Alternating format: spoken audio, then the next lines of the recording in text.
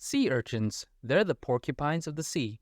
Their sharp spikes usually help in deterring predators, including humans. In Cebu, the local term for sea urchins is tuyom, and they are a delicacy in some parts of Cebu known as the Swaki.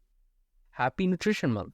In this Cebuano episode, we'll be looking into the bounty of the seas as we highlight the hard work that goes into bringing fish from the sea to our plate. Swaki consists of the gonads of the common sea urchin.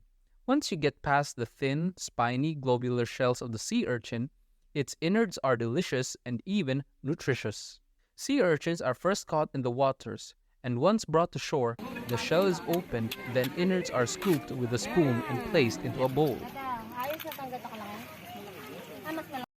Swaki is used in various dishes and prepared in several ways, such as raw, grilled, sautéed, or dipped with vinegar, and are usually measured in lapad, which is 1 glass container of a Filipino alcohol drink.